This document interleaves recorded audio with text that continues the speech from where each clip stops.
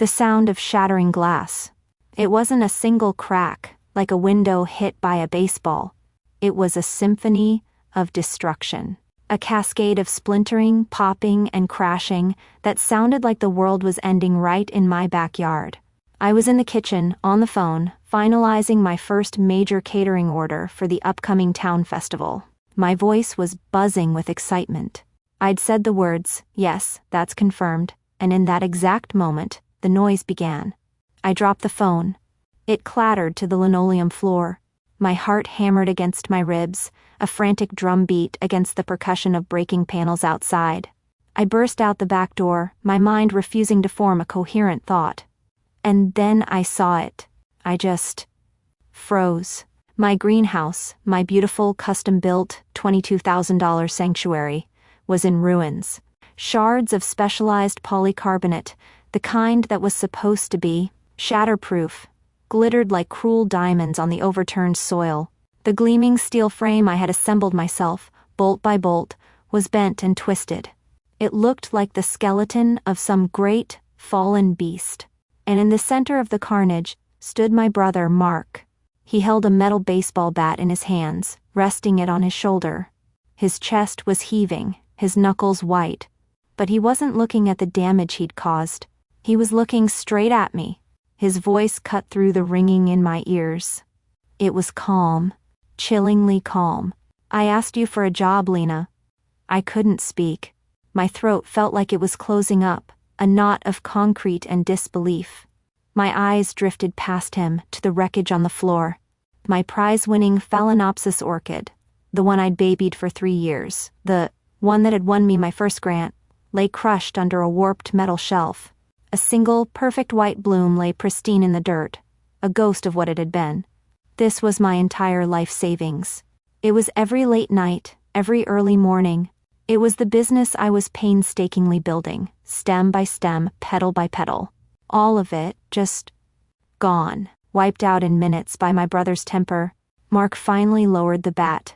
It dropped from his hand and clanged against a bent support beam. The sound echoed in the sudden, terrible silence of the afternoon. "You're so selfish," he said. His voice wasn't loud. It was worse. It was dripping with a venomous entitlement I had known my entire life. "You have all this, and you couldn't help your own brother." He stepped over a pile of broken terracotta pots, his heavy work boots crunching on the shards of my work, my dream. He didn't look sorry. He didn't look ashamed. He looked proud. He looked justified. I finally found my voice. It came out as a whisper, barely audible over the breeze rustling the leaves of the one potted fig tree he'd somehow missed. "I'm calling the police." His face changed then. The pride, the righteous anger, it all just melted away. It curdled into something else. Something I recognized from our childhood. Pure, childish panic. My brother's panicked face seemed to hang in the air for a moment before he turned and scrambled away, disappearing into the house. I was left alone in the graveyard of my own making. My mind spun backwards. Just 6 months earlier, I was sitting at a polished mahogany desk, signing the loan papers for the greenhouse. My hands were shaking, but not from fear. It was pure, unadulterated excitement. My parents sat beside me. For support, they'd said. As I took the pen, my mother had leaned in, her voice a stage whisper loud enough for the loan officer to hear. "It's a lot of money for a hobby, honey." A hobby. My father hadn't said a word. He just squeezed my shoulder. A gesture that was meant to be kind but felt like a warning. A silent reminder not to get too big, not to fly too high above the place they had set for me. This, after they'd funded every one of Mark's failed ventures, the drop-shipping business that bled thousands, the crypto scheme that vanished overnight, the influencer travel blog, where he mostly just took pictures of expensive dinners they paid for. Each time, he'd land back in his old room and my parents would sigh about his terrible luck. But my business, the one I'd built with a decade of horticultural study, a 60-page business plan and calloused hands, was a hobby. The memory felt like acid now, standing in the ruins of it. I sank to my knees, my jeans scraping against the grit and glass. I gently picked up the single, unblemished orchid bloom from the dirt. It was so perfect. So fragile and yet so strong all at once. It was everything I was trying to be. My phone buzzed in my pocket. A sharp, ugly sound in the quiet devastation. I ignored it. It buzzed again, insistent. Annoyed, I pulled it out. It was an email notification. The subject line made my blood run cold. Order reminder, Andean imports. My stomach clenched. It was the supplier for the rare fuchsia and begonia cuttings I needed for the upcoming spring garden show. The very order I'd been confirming on the phone when Mark started his rampage. I opened it. An invoice glowed on the screen. It was due in 3 days. It was non-refundable. It was for $5,000. The cuttings were scheduled for a climate-controlled delivery next week. But I no longer had a climate-controlled greenhouse to put them in. The bill was due Friday, and my entire business was lying in pieces at my feet. A car door slammed outside. The sound was heavy, familiar. It was my father's SUV. They were here. For a split second, a foolish, childish part of me felt a rush of relief. My parents were here. They would fix this. How wrong I was. They walked into the backyard, and my mother's hand flew to her mouth in a perfect pantomime of shock. My father's face went pale, his jaw tight. But they didn't rush to me. They didn't wrap me in a hug or ask if I was okay. My mother's eyes, wide with horror, darted immediately towards the neighbor's fence. "Oh, goodness," she whispered, her voice tight with panic. "What will people think?" That was her first thought. Not about me, not about my life's work lying in ruins, but about the neighbors. My father walked right past me, his gaze fixed on Mark, who was now sitting on the patio steps, head buried in his hands. He was performing the role of the remorseful son, and he was nailing it. My father put a hand on his shoulder, a silent gesture of comfort. He finally turned to me, his face a mask of weary disappointment. "He's just upset, Lena," my father said, as if explaining a toddler's tantrum. "He didn't mean it." I stared at him. At the bent steel beams, at the thousands of dollars of soil and equipment, all of it ruined. "He used a baseball bat, Dad." My voice was flat, dead. My mother rushed over to me then, her voice a low, urgent hiss. "We'll fix it. Your father and I will give you the money, every single penny. But you cannot call the police. You can't. It would ruin him." She was already pulling a thick white envelope from her designer purse. It was stuffed with cash, a bribe, a gag order in the form of $100 bills. She pushed it towards my chest. "This stays in the family," she commanded. I looked down at the envelope, then up at her desperate, controlling face. And in that moment, I saw my entire life. Years of me being the responsible one, the quiet one, the one who absorbed the fallout from Mark's endless recklessness. Something inside me snapped. It wasn't loud. It was a quiet, clean break. "No," I said. The word felt strange in my mouth. It felt solid. My mother froze, the envelope still held between us. "What did you say?" "No." This time it was stronger. "You can't buy my silence. I'm pressing charges." My father's face hardened into a glare. "Don't be ridiculous, Lena." "It's heartless," my mother added, the insult landing like a slap. "After everything we've done for you. To do this to your own brother?" Just then, my phone rang, a shrill sound in the tense air. I glanced at the screen.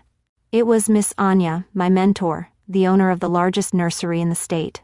The one person who told me my business plan was brilliant. I answered it, turning my back to my family. "Lena?" "I heard a crash from over here," she said, her voice warm but worried. "Is everything all right?" The tears I'd been holding back finally started to fall, silent and hot. "No, Miss Anya," I said, my voice breaking. "Nothing is all right." My mother snatched the envelope back. When I turned, her eyes were chips of ice. "You'll regret this, Lena." I had just declared war. I just didn't know the battlefield they would choose. The next morning, I woke up to a heavy, suffocating silence in the house. For a moment, I let myself believe it was over, that my parents' anger had cooled, that reality had set in. It was a foolish hope. My phone buzzed on the nightstand. It wasn't a text. It was a Facebook notification. My heart sank. I knew, even before I looked, what it would be. A knot of ice formed in my stomach as I saw the preview on the screen. My mother had posted in the Maple Creek Neighbors group, and she had tagged me. I opened the app. My hands were already starting to shake. The first thing I saw was the picture. It was from last Christmas. My parents, me, and Mark, all of us wearing festive sweaters and beaming at the camera. A perfect, happy family. It was a lie then, and it was a weapon now. And then I read the caption. It was a masterpiece of manipulation. Sometimes families go through difficult times, it began. The words dripping with false sincerity. We are so heartbroken over a deep disagreement with our daughter Lena. We have offered our full support to help her with her recent business setbacks, but sadly, she has chosen a path of anger and division. Please keep our family in your prayers as we hope for healing. It was genius, so vague, so plausible. She didn't mention the greenhouse, the bat, or the money. She just painted a picture of a troubled, ungrateful daughter rejecting her loving, supportive parents. The comments were already flooding in. Sending love and prayers, Amelia. Family is everything. I'm so sorry you're going through this. Some kids are just so ungrateful these days, it's a shame. I felt sick. I scrolled down, my thumb trembling. Then I saw a name that made me stop breathing. It was my neighbor, Mrs. Gable. The sweet woman I'd had coffee with just last week. She wrote, "There are always two sides to every story. Hope she sees sense soon." They were winning. In the court of public opinion, I had already been tried and convicted. My business wasn't a setback. It was a crime scene. Their support wasn't help. It was a bribe to cover up a felony. My thumb hovered over the reply button. I could post the pictures. I could tell them everything. I could burn it all to the ground. But I stopped. That's what they wanted. A messy public fight. A he said, she said, where they could play the victims, weeping about their angry, unstable daughter. I wouldn't play their game. I closed the app, the screen going dark. My anger, my hurt, it all just evaporated, replaced by a cold, clear calm. They weren't just trying to silence me. They were trying to erase me. They couldn't erase me. Because I wouldn't let them. I met Miss Anya for coffee the next day at a small cafe downtown. I didn't say much. I just slid my phone across the table, the Facebook post glowing on the screen. She read it, her lips tightening into a thin, angry line. She didn't offer pity or platitudes. She pushed a business card across the table instead. It was crisp, embossed, professional. "This is a paralegal I know," she said, her voice low and steady. "She owes me a favor. At least get some free advice on your options." I shook my head, the feeling of hopelessness creeping back in. "It's my word against theirs. They're going to get away with it." "Not if you don't let them," Miss Anya replied, her gaze sharp and clear. "Think, Lena. Did anyone see what happened?" And then, a thought sparked. A memory. My neighbor, Mr. Henderson. A quiet retiree who spent all day tending his prize-winning roses. His garden had a clear view of my entire backyard. When my parents had first arrived, I'd seen his curtains twitch. I went to his house that afternoon. I stood on his doorstep, my heart pounding. He was hesitant at first, his kind face wrinkled with worry. He kept shaking his head, murmuring about not wanting to get involved in family business. I looked him straight in the eye, my voice shaking but firm. "He destroyed my livelihood, Mr. Henderson. It wasn't a family squabble, it was a crime. And now his parents are lying about it to the entire neighborhood, to protect him." He was quiet for a long, agonizing moment. He just looked at me, his gaze searching. Then he gave a slow, deliberate nod. "What do you need me to write down, dear?" I left his house an hour later with a signed, notarized affidavit in my purse. It was a shield, a piece of the truth, solidified on paper. That night, my phone rang. It was my father. His voice was cold, devoid of any warmth. "We're having a family dinner Sunday," he said. It wasn't a question. "Your aunt and uncle will be there. We are going to sit down and resolve this like a family." It wasn't an invitation. It was a summons. They were planning an ambush. bringing in reinforcements to pressure me into dropping this. Okay, I said, my own voice surprisingly calm. I'll be there. After I hung up, I was scrolling through my phone, trying to clear out old files to make space. I opened my audio memos to delete some junk, and that's when I saw it. An audio file, created the day of the incident, time-stamped just minutes before my parents arrived. I must have accidentally hit record in my pocket when I dropped my phone. My finger trembled as I pressed play. It was muffled at first, just the sound of fabric. Then, I heard it. Crystal clear. My mother's voice, sharp and urgent. We'll give you the money, every penny, but you cannot call the police. It's heartless. My father's voice followed, booming with authority. Don't be ridiculous, Lena. I stopped the recording. My breath caught in my chest. It was all there. The bribe, the gaslighting, the proof. I had them. I remembered the email from the spring garden show. The application was still open. The grand prize for Best New Exhibitor was $10,000, enough to pay my debts and start again. They wanted a family meeting to resolve things. Fine, we'd resolve them for good. When I walked into my parents' house that Sunday, the air was thick with a strange performative grief. It didn't feel like a family dinner. It felt like a courtroom. My aunt and uncle were already there, sitting on one side of the polished dining table, their faces etched with a deep, misguided concern. On the other side sat my parents and Mark, a united front of wounded sincerity. They had set the stage, and I was the defendant, walking into my own trial. We sat in a tense silence as my mother served the roast. Finally, she placed her hand over my father's in a gesture of solidarity. She looked at me, her eyes glistening with unshed tears. It was an incredible performance. Lena, she began, her voice soft and heavy with sorrow. We are all so worried about you. This has gone on long enough. We just want to put this all behind us. My uncle nodded gravely, taking his cue. Your mother's right, Lena. This is tearing everyone apart. Family is all you have at the end of the day. I let his words hang in the air, a poisonous fog. I let the silence stretch until it was uncomfortable. Until they were all looking at me, waiting. Then, I calmly placed my phone on the table, right next to the salt shaker. The screen was dark. I agree, I said, my voice even and clear. It didn't tremble. Let's put it all out on the table. I picked up the phone and with a swipe of my thumb, brought it to life. Let's start with what happened. I turned the screen towards them and began to swipe through the photos I'd taken of the greenhouse. The twisted metal, the shattered glass, the crushed plants. My mother sighed, a theatrical display of patience. We know, dear, we've seen it. Mark made a terrible mistake. He was emotional. My aunt and uncle nodded along, their faces soft with sympathy. For him. A mistake, I repeated, my eyes locking onto Mark. He wouldn't look at me. He just stared at his plate. Okay, I said, putting the phone down. Then let's move on to the witness statement.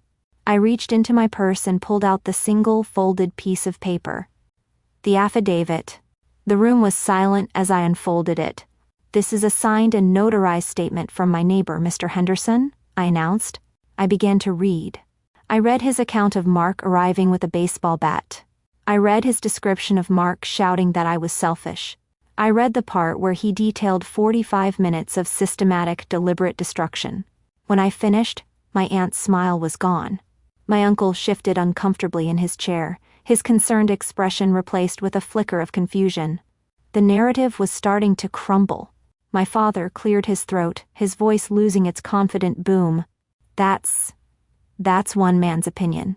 He's an old man, he could be confused. You're right, I said, my gaze sweeping across my father, my mother, and my brother. It is just one man's opinion. So let's not rely on opinions anymore. I picked up my phone again. Let's rely on your own words. I pressed play. The audio file filled the dining room. It was crystal clear. My mother's voice, sharp and urgent. We'll give you the money, every penny, but you cannot call the police. It would ruin him. It's heartless. My father's voice followed, booming with authority. Don't be ridiculous, Lena. The recording ended. The silence that followed was absolute. It was a crushing, physical weight. It was louder than any scream. My aunt was staring at my mother, her mouth hanging slightly open. My uncle was looking at my father with an expression of pure, undiluted disgust. Mark looked like he was going to be physically sick, his face a pale shade of green. And my parents, they were statues. Their faces were pale and slack with shock. The public facade, the carefully constructed image of the loving, wronged parents, had been ripped away in an instant. What was left was ugly, and it was undeniable. I stood up, my chair making a soft scraping sound on the hardwood floor. I picked up my purse and my phone. "The police have copies of everything," I said softly into the deafening silence. "The official estimate for the damages is $22,450. That doesn't include my lost income for the next quarter." I looked at my parents. "Their lawyers can contact my lawyer." I walked to the front door.